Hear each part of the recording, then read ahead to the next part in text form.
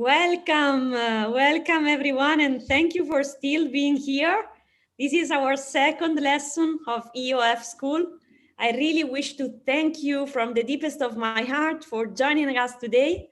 So we have reached the second appointment of our school. The title of today's lesson is Peace, Fides, and the Economy. So we thought about it for a long time before proposing this title to His Eminency, the Patriarch of Jerusalem, who is with us today, and whom I greet with great affection. So we thought about it a lot because on the one hand, we didn't want to make this lesson obvious or general or too general to be understood. And on the other hand, we didn't even want to remain too abstract, to do something so general and so abstract that is not related to human being and humanity all over the world. But I don't want to take too much time from you. I'm sure that there is nothing abstract in faith, in trust, and in peace. And there is nothing abstract in these words. And His Eminence today will provide us with some great thoughts and will prove it to us. So my role today is just to speak as little as possible. So I'm going to be silent in 1 minute, not before reminding you that you can fill your attendance form by scanning this QR code or by inserting this code below. Just for you to know, also today we are going to use Mentimeter. So please take your phone or go on another window in your browser and then go on www.menti.com and then use this code 50877946. So go on www.menti.com and then use the code 508777946. So fantastic. Thank you for liking me. Fantastic. So also keep Mentimeter always open by going to menti.com and entering this code. Why? Well, because you will be allowed to ask some questions through Mentimeter and put any comment you want to put. But before leaving the floor to the Bishop of Assisi and the President of EoF, Bishop Domenico Sorrentino, whom I sincerely thank for being here and who will introduce today's lesson, I would like to virtually leave the floor to all of you connected here through Zoom and connected through YouTube by asking you to tell us what is the first word that comes to your mind when you think of peace. So go on www.menti.com and then use the code 508777946. Fantastic. So the first word that comes to your mind when you think of peace are friendship, love, fraternity, joy, justice. Thank you for voting. Wow, amazing. Dialogue,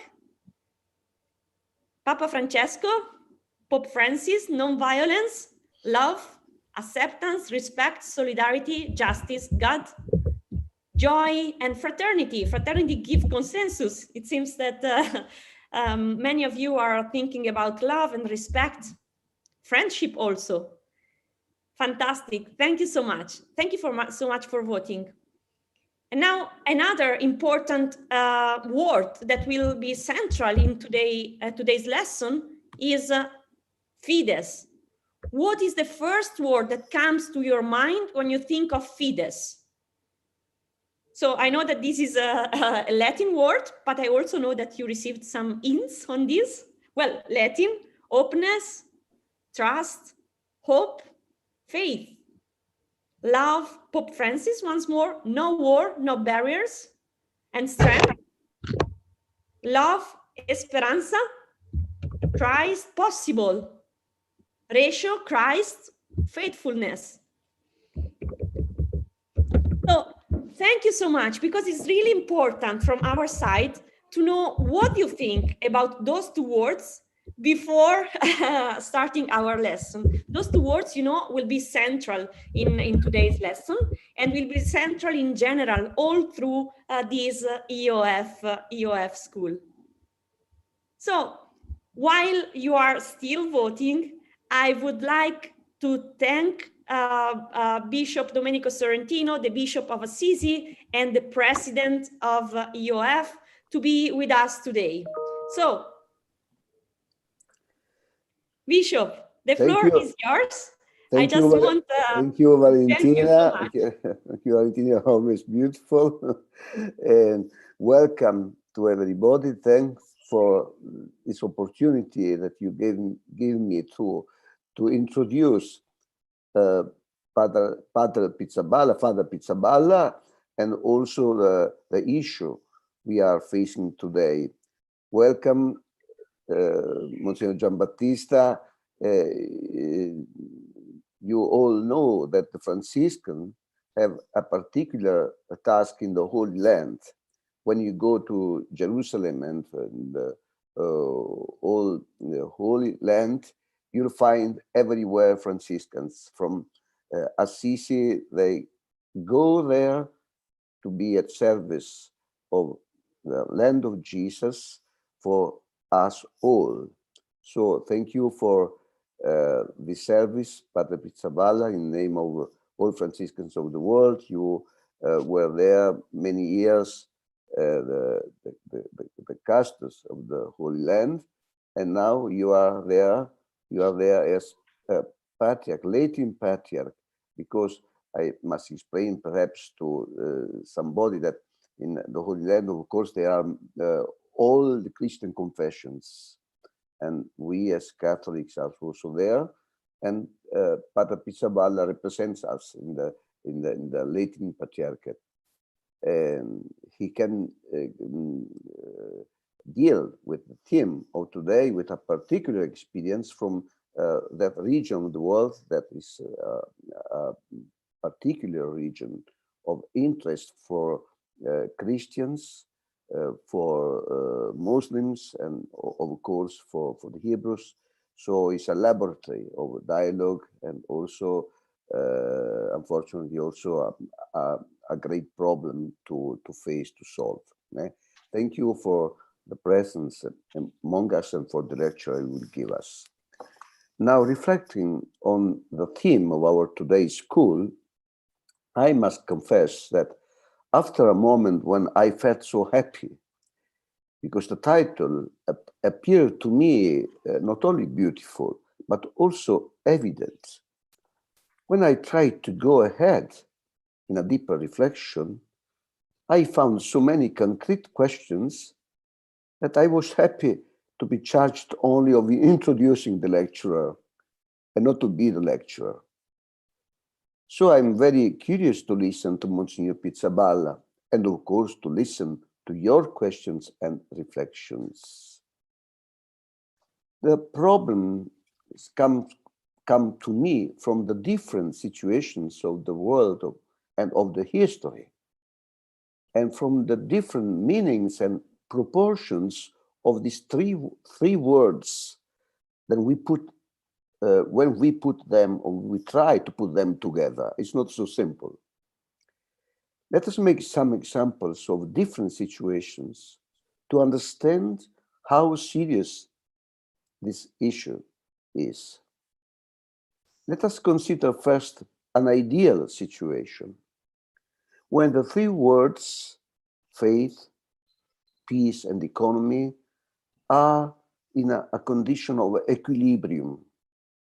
For instance, where I and you share the same faith, in the sense of the common religious faith, at least if you are also true believers, and also when we are in a condition of peace, because there are no reasons to be in contrast with the others. In this case, there would be also the possibility of having a good economy, in the sense that we can produce peacefully, we can trade in peace, we can grow together, and your growth makes me happy, my growth makes you happy. But there are other conditions, other situations. The situations of different religious faiths. Nowadays, we are trying to understand that we can have different faiths, and this is not a problem for the peace and for the economy.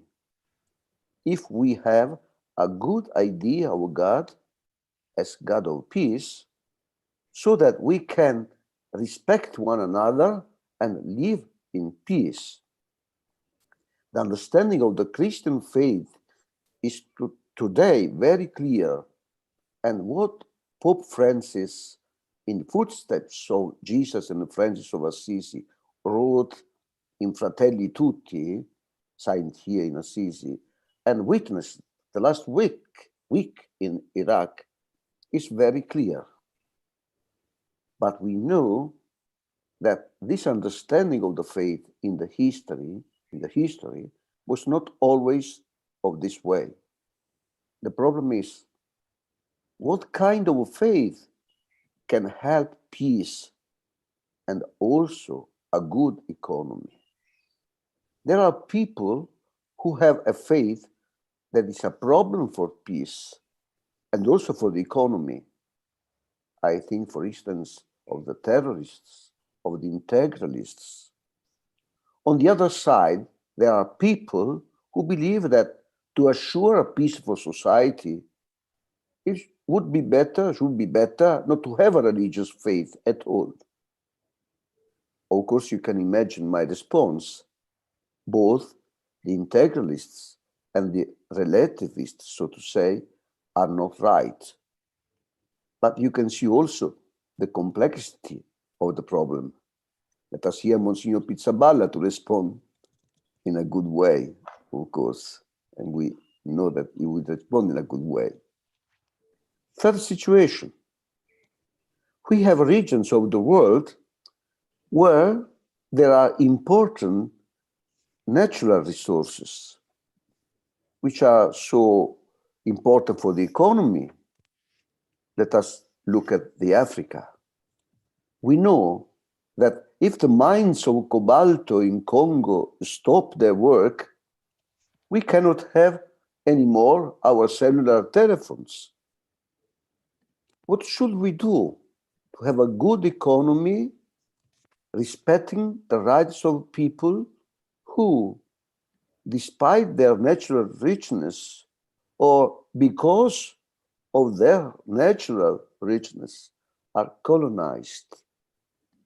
What should be the relationship of these three words, fides, faith, peace, and economy in this case?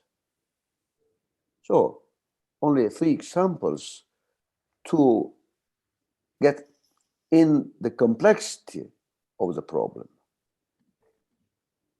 The first thing that we need to do is to understand the meaning of each of these words. In the scholastic tradition, people used to say explicatio terminorum, explication of the words. It's so important to make a dialogue, to understand what the words mean. What is really faith? Under this word, there are different meanings: convictions, dogmas of faith, attitudes towards God, and also towards our neighbors. The term fides is important in economy and economics, also as human fides that can assure confidence, accountability, possibility to produce together and to trade, having trust in one another. In a medieval, Middle Age Eugenio knows well and writes that one may trade with bona fide. It's accountability, openness. We can trust one another. Second, what is really peace? If we colonize a region of the world and make a peace with the force of weapons, is that really a peace? And the flourishing of the trade and of the economy in those situations can be said a good economy? And third, what is economy? It's our job in our School of Economy of Francesco to give an answer to this question with the help that is provided to us from the social doctrine of the Church, from the evangelical example of Francis of Assisi, and from the teaching of Pope Francis. It's not so obvious. We must accept this challenge. We are in a world where there are many conflicts. The Holy Land area is one of them. We can hear today from the lecture of Monsignor Pizzaballa, how can we address this topic from this particular perspective? In Europe, we have now a different scenario. We know from the history that also in the centuries when we share the same Christian faith, we experience many wars. Now, with construction of Europe's common market and the growing of political union of Europe, we are experiencing a period of peace. A question arises: can the economical interest help to build peace and not only to bring war? I'm sorry I have put more questions than answers. I'm confident that it's not impossible to find the right answers. And our process of Economy of Francesco has this task. Thank you, Monsignor Pizzaballa, to bring today a brick to the construction of the building of a good, faith friend and peace friend economy. Thank you. Thank you, Bishop Sorrentino. Thank you so much. You were super kind in introducing Archbishop and the Patriarch of Jerusalem, Pierbattista Pizzaballa, which I want really to thank from the deepest of my heart. And now, friends, I remember you that you can sign your presence by going on the Google Drive document, and also that there is a translation available in Portuguese here in Zoom. You can click on translation and select Portuguese. And this translation is provided by Alvaro, who's going this voluntarily without any obligation. So thank you, Alvaro, for this. Now, just a quick reminder, you can use Mentimeter to ask any question you want to both bishops. And so now is your time, the Patriarch of Jerusalem, Pierbattista Pizzaballa. Thank you for being here. I leave the floor to you. Thank you. I understand you give me 30 minutes, right? So in 30 minutes, I will solve all the problems of peace, faith, and economy, of course. I'm joking. First of all, I send you the text. I don't think you sent the text to all. I don't know if you sent or not, but the text I have is too long, so I will cut here and there.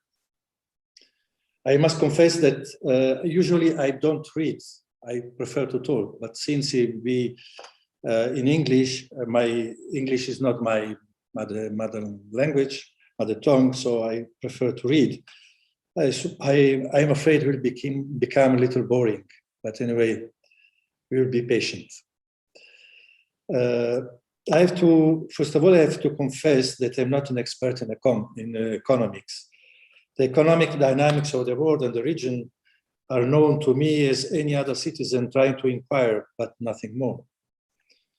Having invited me to speak in this context, I assume and I take for granted that the perspective from which I will have to try to analyze the topic of peace, faith, and economy is that of those who live in the Middle East.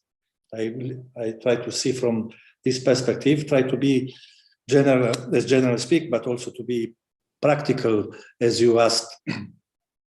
So do not expect from me, therefore, a general analysis of social and economic problems in general. Moreover, it must be said that the situation and fate of the Middle East region are also decisive anyway for a large part of the world and beyond.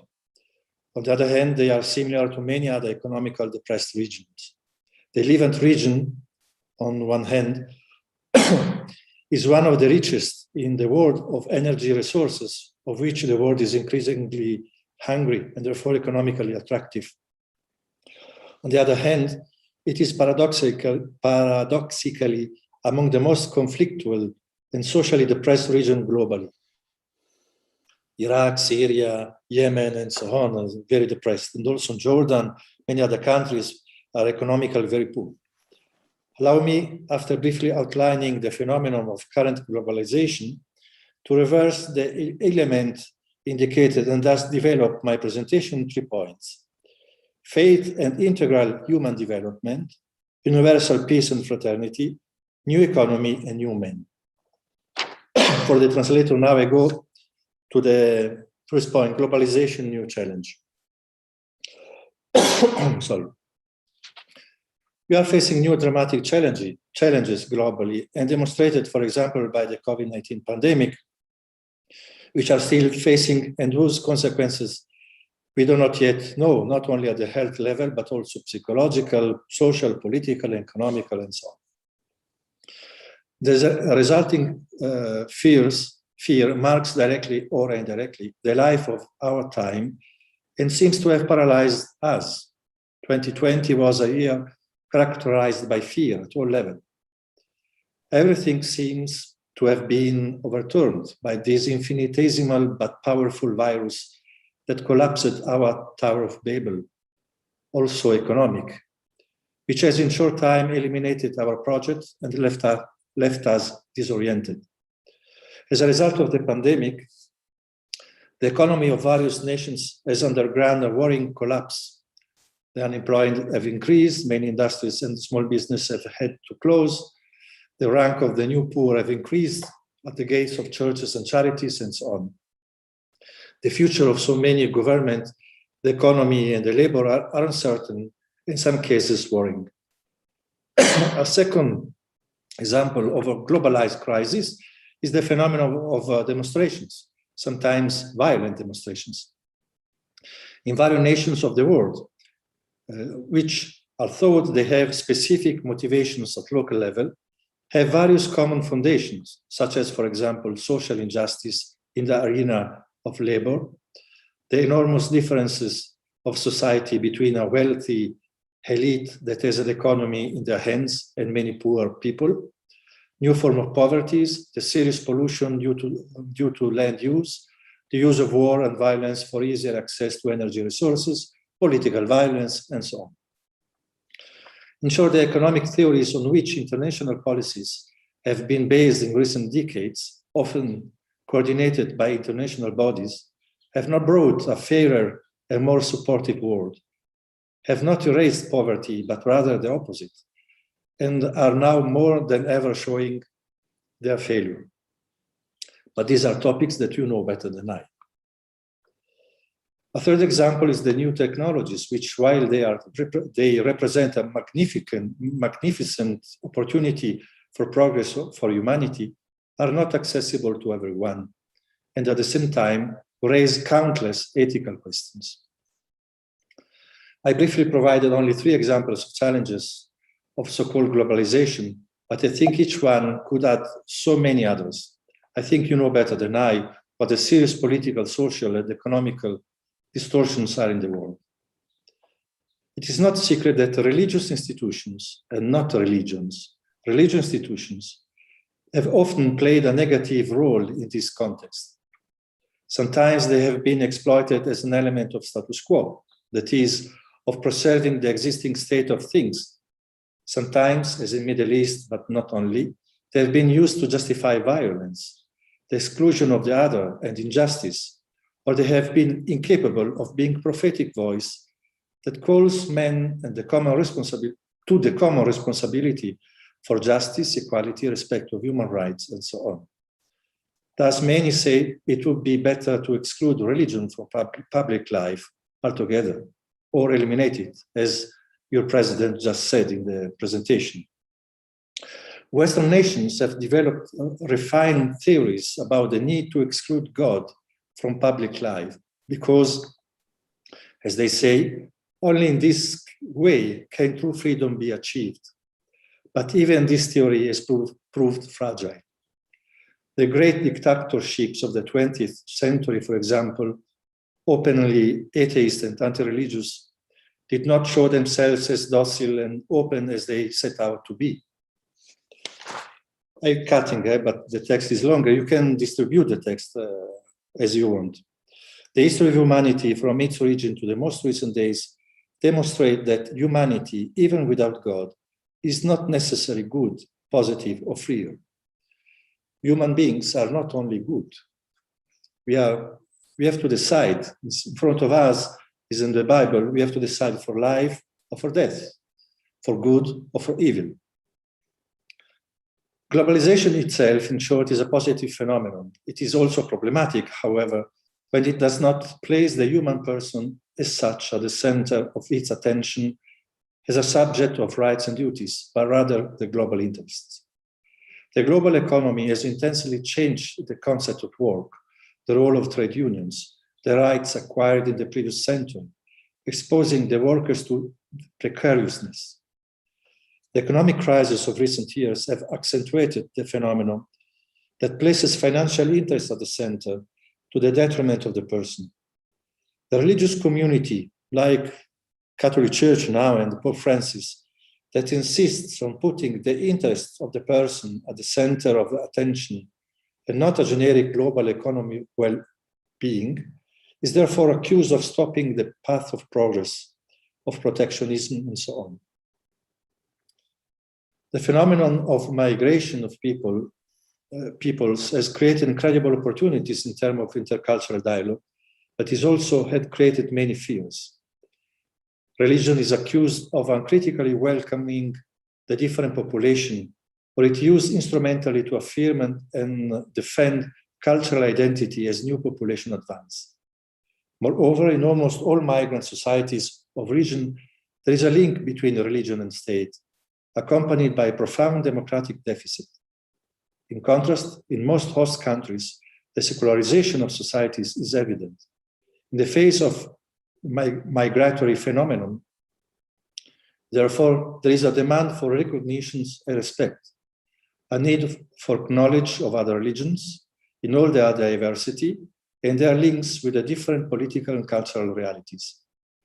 Religion, in this sense, has a fundamental role, which is to preserve the historical identity of those who welcome serenely and critically. On the other hand, it has the task of making it clear that affirming an identity does not necessarily mean excluding that of others. In short, we must avoid, on one hand, the asserting of generic theoretical identities not linked to the history and culture of the peoples they welcome. On the other hand, it is necessary to welcome the other serenely and without fear. Religion must also help to reflect on the Catholic of memory, especially in the West. There is a big difference between historical memory of the host country and the memory of the migrants. They are increasingly demonstrating their desire to establish a dialogue with host societies and their desire to be recognized not only as workers and consumers, but also as human beings with their own culture, history, and tradition. In conclusion, the answer to problems of this kind is not to erase identities, but to place them critically, and serenely in dialogue with each other. A faith that dialogues does not water down, but is enriched and strengthened. The global challenges, which I superficially mentioned, need a clear reaction and a strong resilience. Such a resilience should not be based solely on immediate response to specific problems. We cannot, for example, restore justice, have a safe and clean environment, avoid any exploitation, and respect everyone's rights only through specific laws. This is not enough. We need laws, of course. Stable changes in the society, in the economic fields, as in any other context, must be based first and foremost on spiritual renewal and cultural change. The first thing, what produces economy and attitude in society is the culture and spiritual attitude, and not the opposite. And this, in turn, requires investment in education and long periods, not expect to have changes immediately. Because any cultural changes needs time, and strong and a long time, because they require new education. Now, faith and integral human development, what the faith has to do with this. Faith, what is faith? The bishop already said. I try to give my definition. Faith is the experience of God, means having an awareness of his presence, living in that relationship that sustains personal and social life. The believer rooted in life in God does not fear confrontation, does not feel threatened by differences, because in God, he already has everything and lacks nothing. It is therefore becoming increasingly necessary, especially here in the Middle East, to make a recovery of the prophetic and educational meaning of religious experience. The religious experience cannot longer be first and foremost, as it is now, a membership decided by birth or circumstances to which one adapts, but a chosen and desired experience. The faith now cannot be anymore only something that you received, but a choice that you make. It is the task of the religious leaders, in other words, to help their respective communities to refocus and reappropriate what is fundamental in every personal and community religious experience, and therefore also in their identity as believers and citizens. That also involves being able to discern and understand what is constitutive and fundamental and belongs to our faith, belongs to us, and is destined to remain always, and what, on the contrary, is the result of interpretation of a time that is not longer ours. Not all we consider belong as part of our faith is really part of our faith. It's part of a cultural way to see our faith today. And we have to discern every year, every time, what is really belonging to the faith and remains forever, and what is just a cultural and temporary experience, religious experience. The religious experience thus lived, this is very important for us in the Middle East, because we are living of traditions. What is tradition? What is faith? What part of tradition belongs to faith, and what is only connected to cultural elements, traditions, and that sometimes have become an obstacle to any kind of development.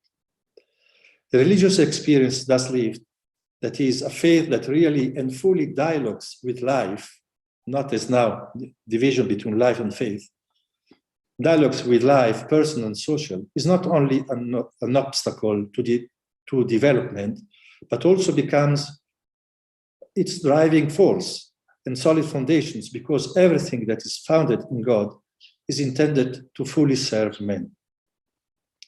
A real renewal of the economy, therefore, can never ignore even a serious and serene religious dimension, or in any case, the comparison with it. If the economy is based on cultural and spiritual renewal, the religion is an important element.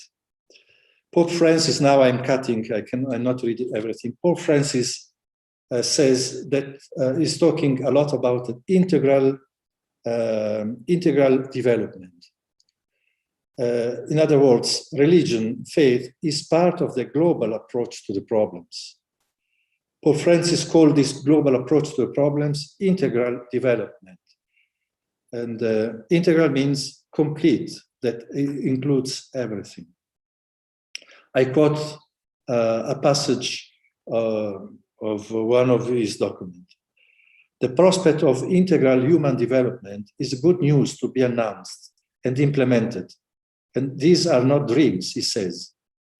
That is the way, good news to be announced and implemented, because it proposed to us to find ourselves as humanity based on the best of ourselves.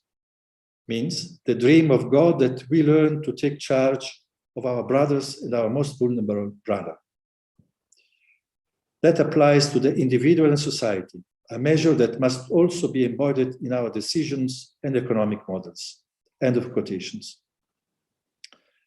So what all this has to do with peace? Now I go to universal peace and fraternity for the translator. Peace is the necessary premise that underscores every initiative that places the human person at the center, and integral development, as designed by Pope Francis. Others use the expression sustainable development, but it's the same. Even development for its own purpose, which does not consider the need of creation and society, which does not consider the right of all, can become an idol. Without peace, in short, we cannot have a serene cultural reflection that has to open and free breath, capable of proposing and building. In Hebrew, as we all know, peace translates shalom.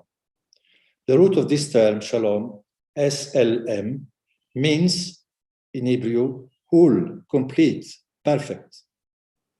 Peace is synonym of fullness and integrity.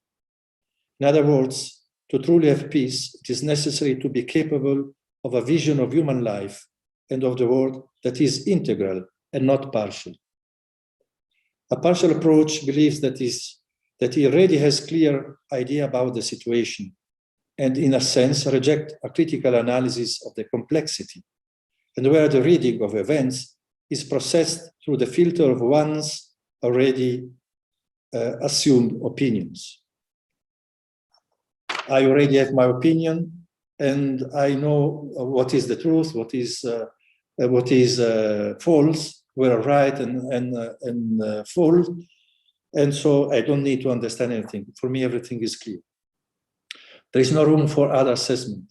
When there is a conflict, there is no room for nuance, and you must choose where to stay, and that's it. Another partial approach is also what it wants to face or try to understand what happens from a political perspective only, or only military, or merely economic, or just religious.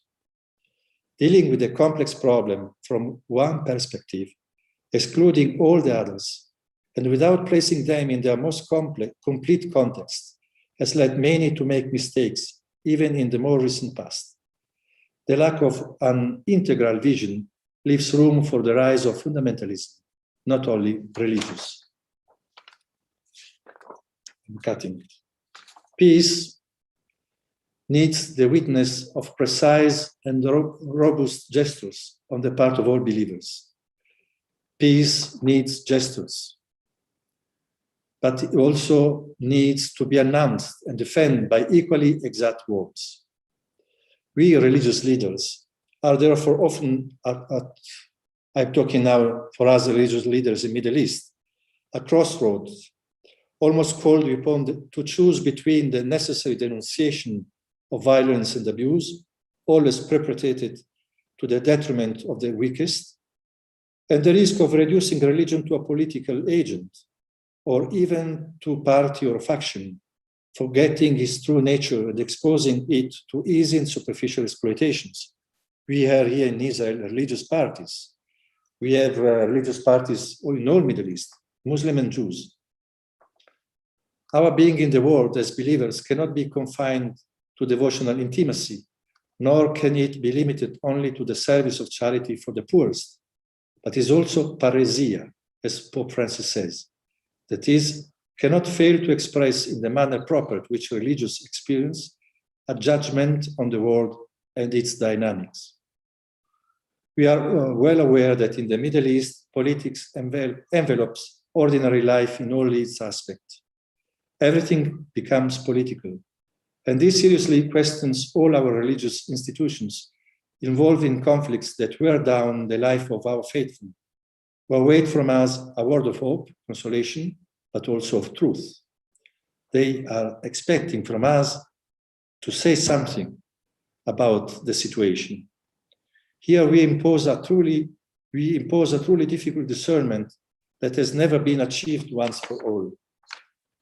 This does not mean being silent in the face of injustice or inviting quiet living and disengagement. The preferential option for the poor and the weak, however, does not make us a political party. Taking a stand, as we often are asked to do, cannot mean becoming part of a confrontation, but must always translate into words and actions in favor of those who suffer and groan, and not in invective and condemnation against someone. It can be easy and convenient at times to join the chorus of criticism and the recriminations, and we might even get applause and consensus, but it could be a worldly temptation. We believers are also called, in short, to love and serve the polis and share the civil authority with the civil authorities the concern and action for the common good in the general interest of all, and especially of the poor, always raising our voices to defend the rights of God and men, but without entering logics of competition and divisions. The last example is the visit of Pope in Iraq. Pope in Iraq didn't solve one of the problems of Iraq. He didn't bring peace to Iraq. The situation in Iraq is exactly the same as before the visit. But the visit, the words, the speeches, the presence, the gestures brought a new spirit in the life of Iraq and marked before and after. So words and gestures are important, and this is what we are called to do. In the context we have outlined above, the responsibility of the religious leadership, especially in the Middle East, is essential. Instead of being the religious support of less than credible political regimes, religious leadership should first cooperate with the rule-based part of society in creating a new culture of legality and become a free and prophetic voice of justice, human rights, and peace. We are not doing this right now. I'm sorry. These values are not only human values, but first, they are an expression of God's desire for people. Our contribution as religious leadership to resilience and innovation during current global challenges is not to invent the wheel again, that is, to find new and modern operating strategies, but to be ourselves, that is, credible, sincere, and passionate witnesses of God. Faith and politics, like or not, have always had a closer relationship between themselves in the plan of social relations. We cannot separate. We have to do politics and faith. Faith, religion have a function for the life of national communities, and politics have always had to deal with religion and its public function. Each generation, moreover, has always had to identify the criteria and forms to regulate the relationship between these two areas of the social life of each community. Our generation and future generation are faced with challenges that we can call unique, because in these times, it is not only a question of defining the relations between faith and religion, but also of rethinking politics and religion and their roles in itself, and not only concerning each other. It is not infrequently that national politics and religion today, that they are in the dock, accused of today's evil or of incapacity, accordance, and so on. So, from what has been said so far, you can deduce that only a new man can succeed in having a new economy. If, as Christians, on one hand, we must always keep before us the word of Jesus, my kingdom is not from this world. On the other hand, there is no doubt that a heart transformed by the gospel has a very powerful influence in political, social, and economic structures. So the gospel itself is a leaven of the kingdom already in this world.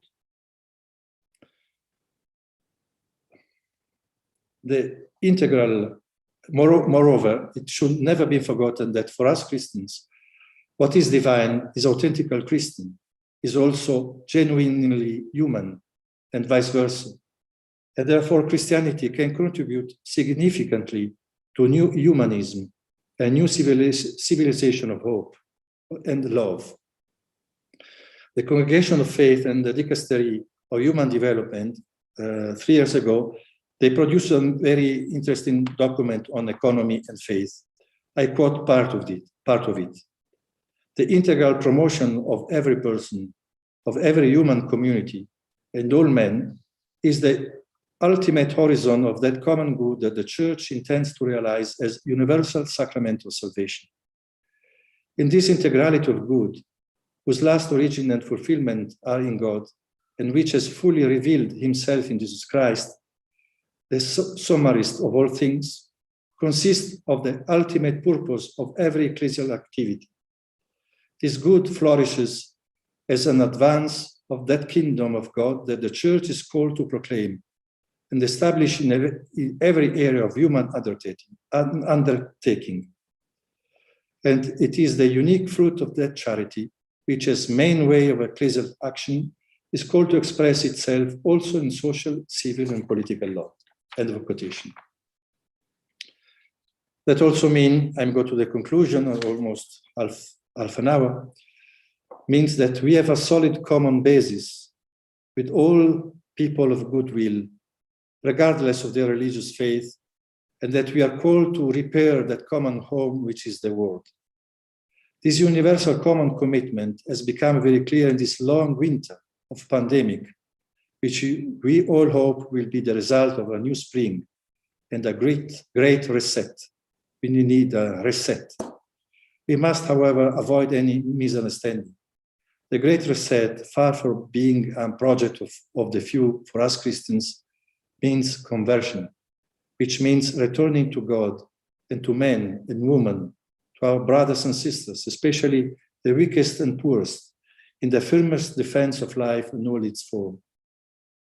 In this time of the pandemic, therefore, we realized more than ever that we could not live as monads, also from an economic point of view, as Pope Francis said, I quote, "Every aspect of social, political, economic life is fulfilled when it is at the service of a common good, that is, of the set of conditions of social life which enable both communities and individual members to achieve their perfection more fully and more quickly. Therefore, our plans and efforts must always consider the effects on the entire human family, weighing up the consequences for the present moment and the future generations. How true and current it is the COVID-19 pandemic shows, before which we realize that we are in the same boat, all fragile and disoriented, but at the same time important and necessary, all called to row together because no one saves himself, and no isolated national state can ensure the common good of its population." End of quotation. Let us ensure that Pope Francis' appeal to put in place a new economic model, the result of a culture and communion based on fraternity and equity, is not unheeded. All this is possible only in the light of the new anthropology. Without an adequate vision of man, it is impossible to establish an ethic or a practice that is equal to his dignity and to a truly common good. In fact, however neutral and detached from any basic conception, any human action, even in the economic sphere, nevertheless implies an understanding of man and the world, which reveals its positivity or not through the effects and development it produces.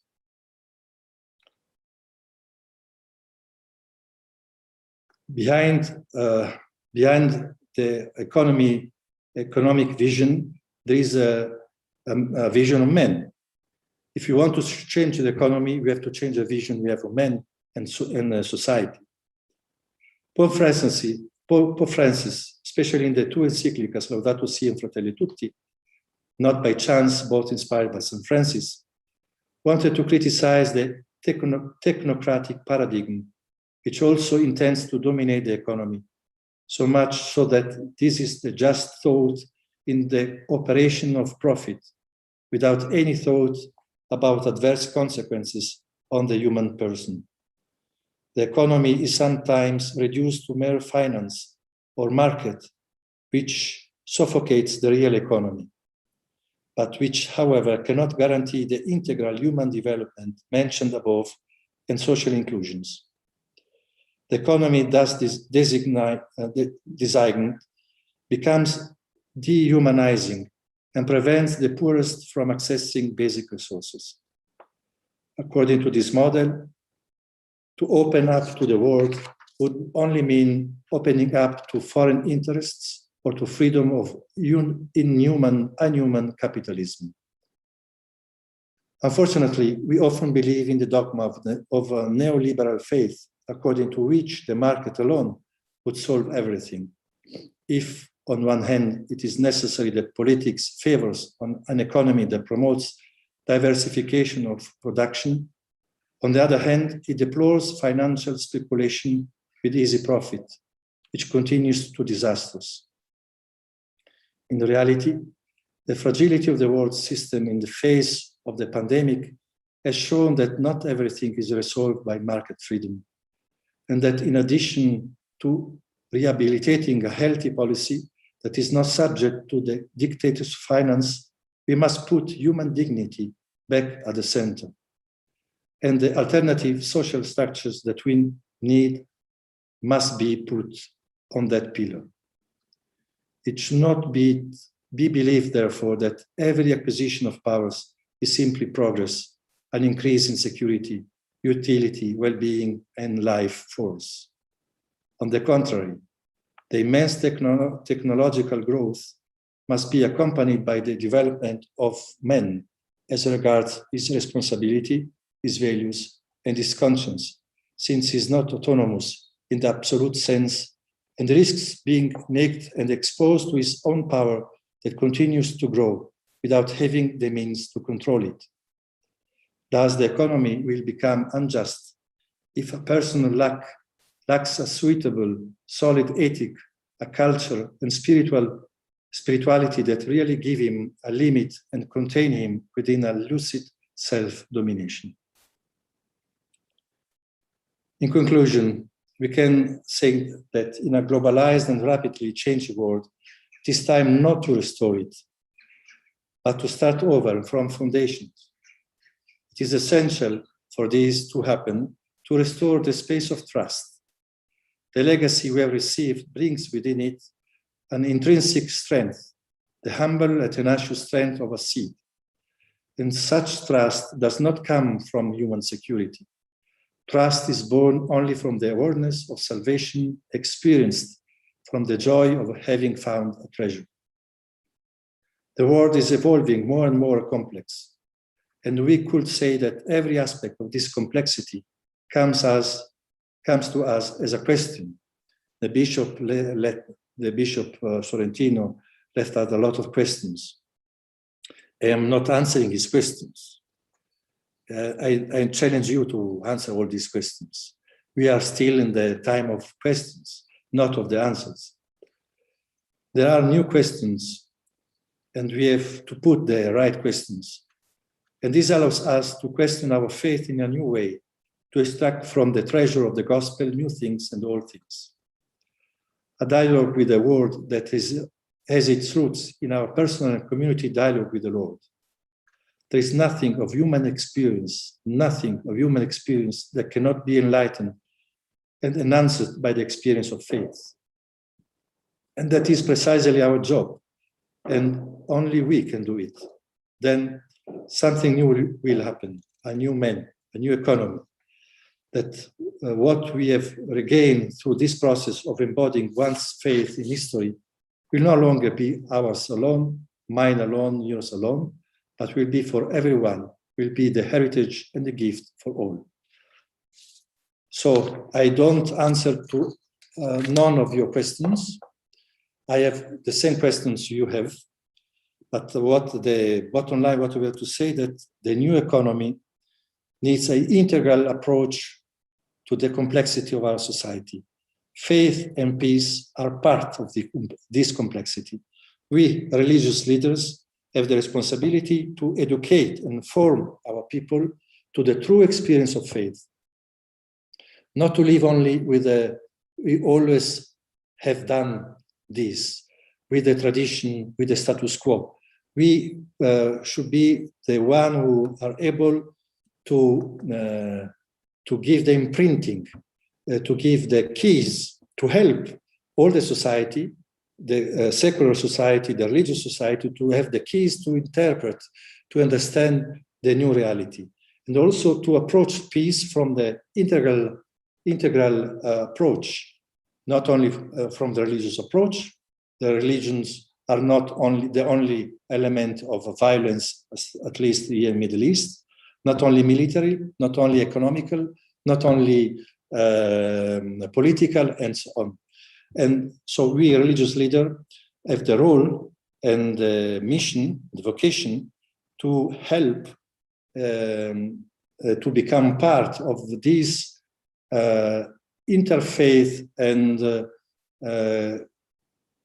complex dialogue in the society, in order to arrive to put the right questions and to have some keys for the orientation for the future.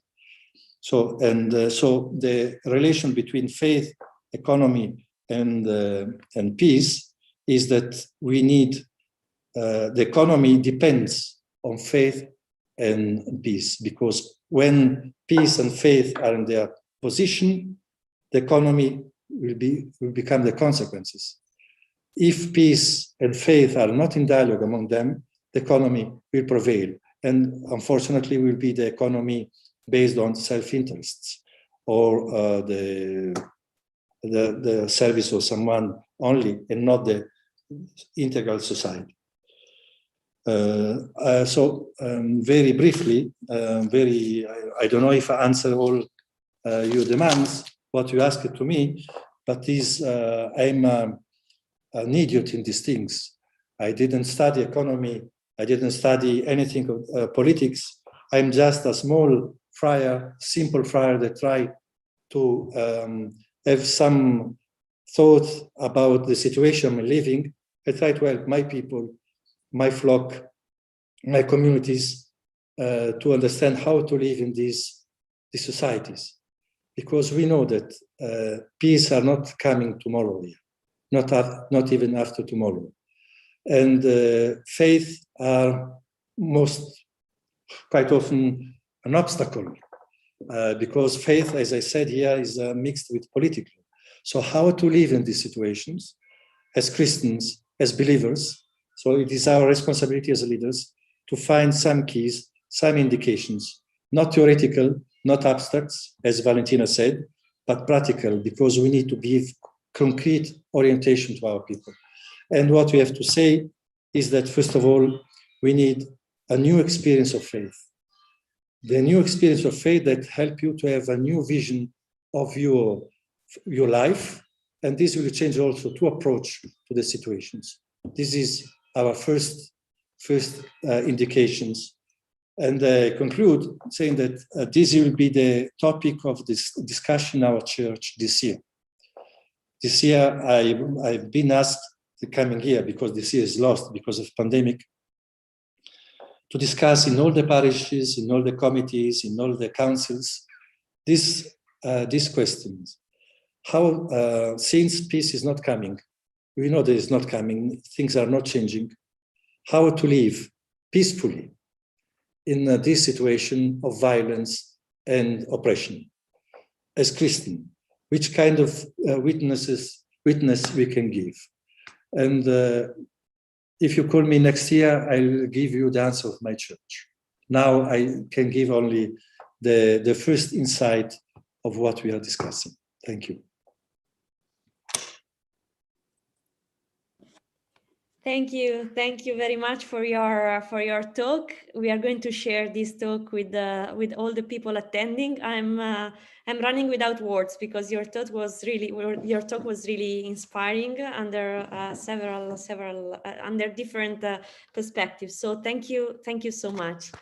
Well, unfortunately, we will have no time for questions from the audience.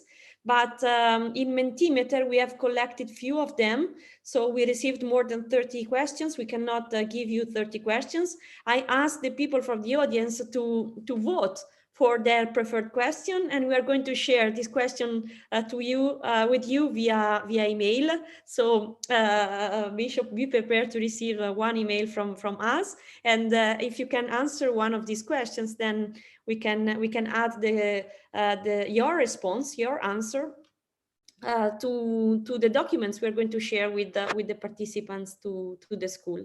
So now I leave the floor now to three discussants from the EoF communities.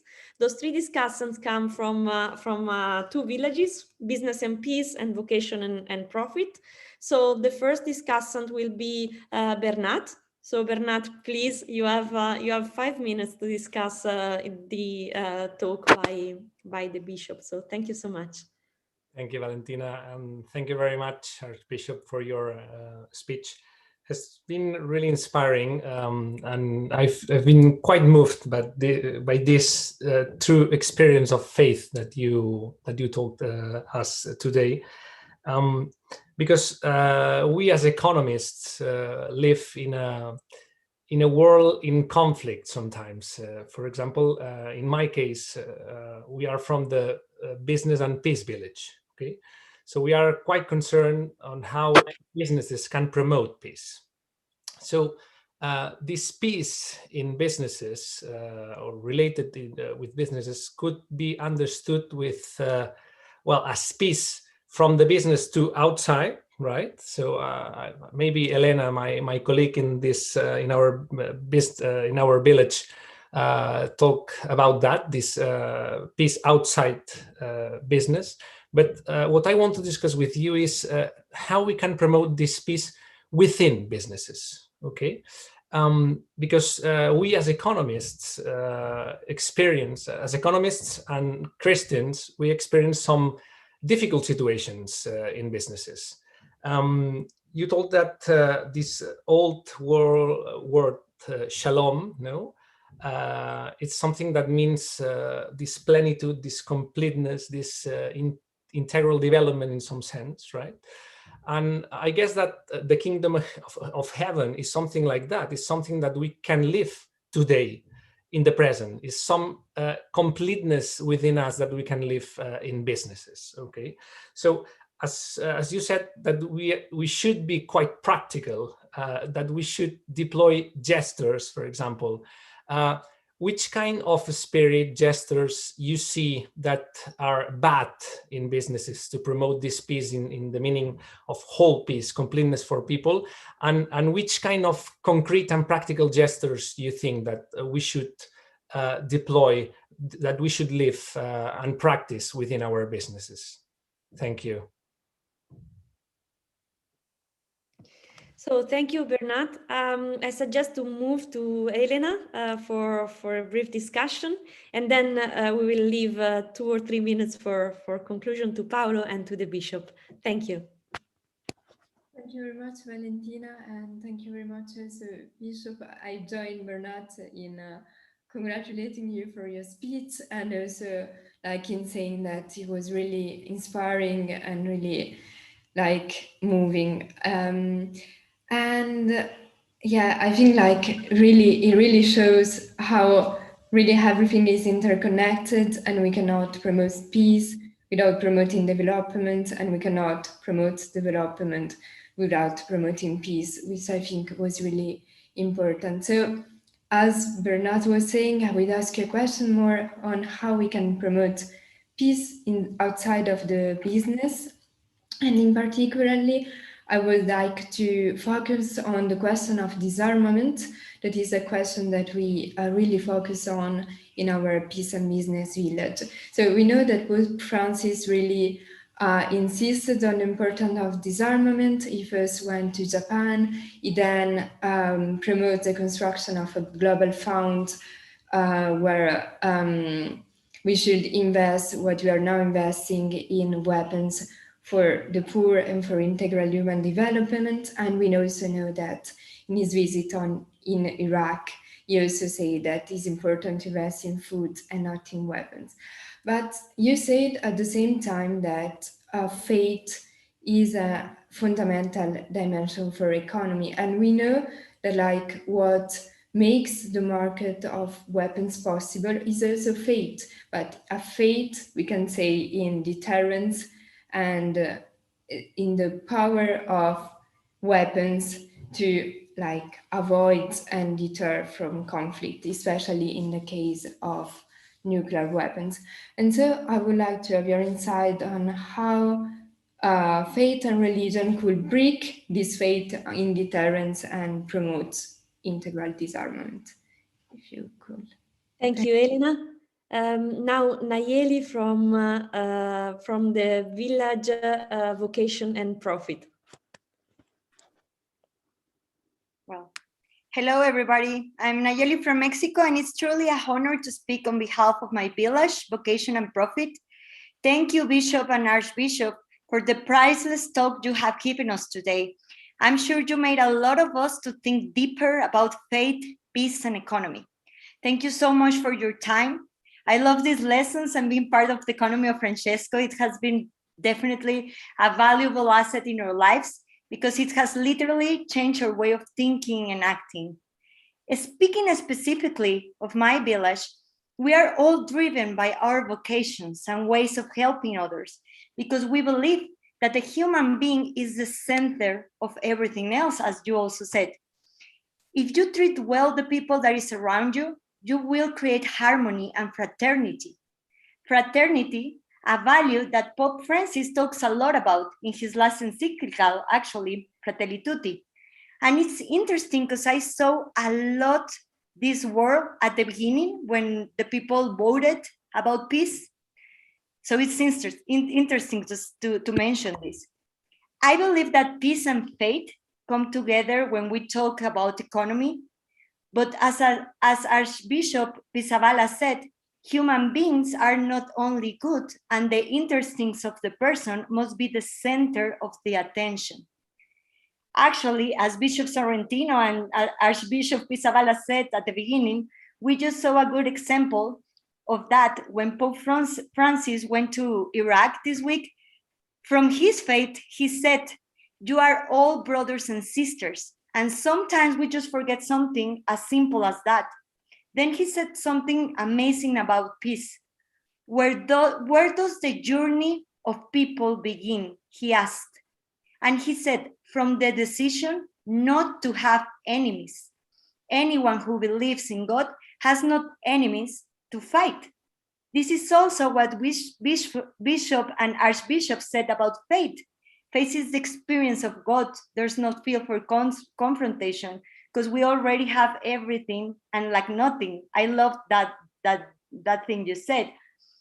And as the Patriarch of Jerusalem also said, Pope Francis didn't solve a problem there, but he gave hope to this nation. And hope means a lot even for a single person. He went to this apostolic visit transmitting his faith, talking about peace. And after that, he talked about everything else, like economy. So we just lived an example that it doesn't matter if you go to a place full of wars, peace and faith will make the difference. And in conclusion for me, if we want to live at full, we must defend, as the Patriarch said our faith, peace, and raise our voices. Also, don't forget to put human dignity on the center, as we just heard all over on this lesson.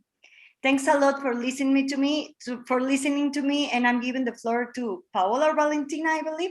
Yeah, thank you, Nayeli. Thank you, Nayeli. Thank you, Elena. Thank you, Bernat, because you brought the vision of EoF and of your villages within this discussion. So just one second, just to remind you that you can vote over the question we are going to send to Archbishop Pizzaballa for a reply, and we are going to send you also, dear Archbishop, those discussions from our 3 discussants, because we really think is worth following this conversation with you and with all the community. So this was something we didn't share with you before. It is a sort of a surprise situation in this lesson. So Paolo, now I leave the floor for you for a quick conclusion and the presentation of the next lesson. Yes, I don't know if Archbishop Pizzaballa wants to say something about just 2 or 3 words to reply to the comments of Bernat. And yes. Okay, very shortly, for the first question at least.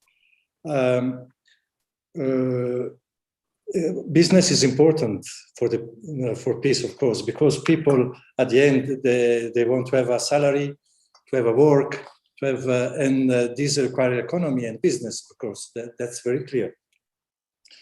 And when there is a good economy, also this is the basis to have a serene atmosphere and peaceful atmosphere in the society. This is very clear.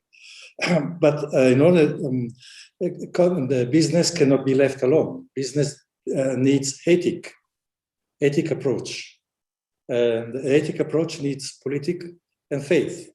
But of course, Paul VI said that the synonym of peace is development. So the economy and business is very important.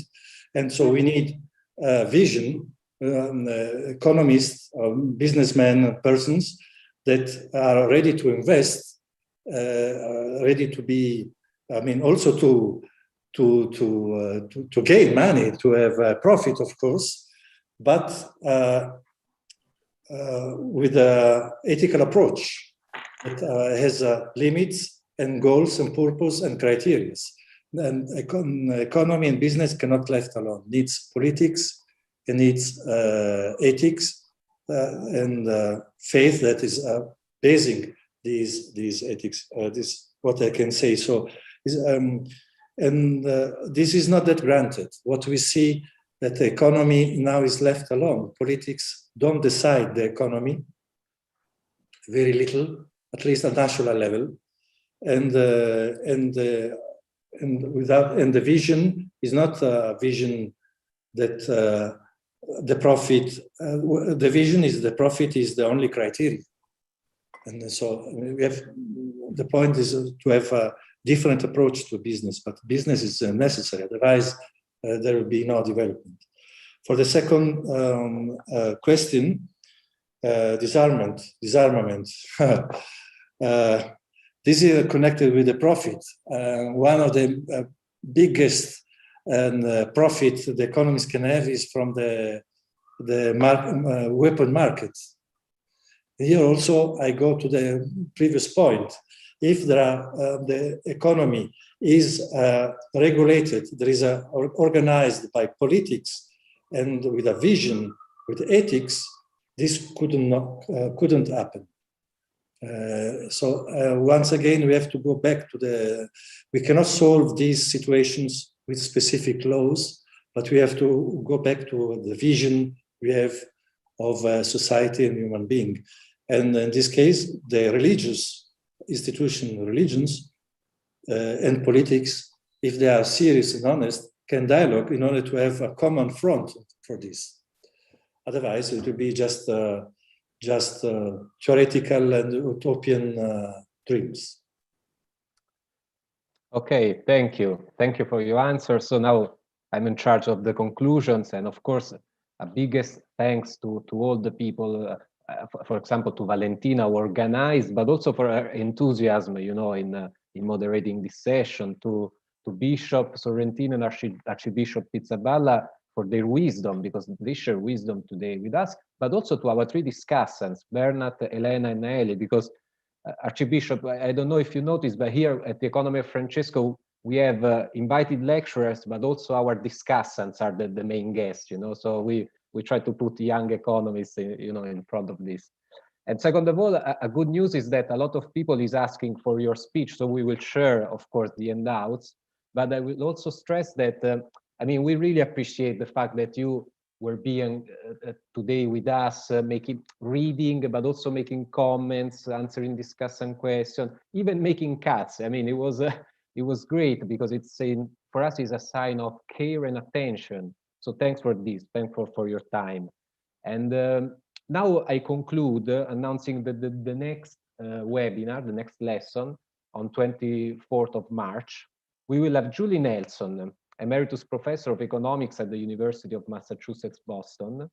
And you know that 2 days was International Women's Day. Now, Julie Nelson will lecture us on precisely why economics today, in her opinion, is too fixed on formulas, hard data, abstract methods, dimension which she described as, it's interesting, she described it as masculine. And why this, according to her, prevents some other dimensions, more according to her, women frame as the dimension of care, the dimension of common goods, of the commons, to find space in contemporary economics. So we will have her, it will be an amazing lecture as the one we have just attended today. So please don't miss it. See you and have a nice morning, afternoon, night, depending on your time zone. Thank you for your present attention. And Archbishop, if you want to say just the last word to conclude, no, it's fine. Okay, so we thank you. Bye, everyone.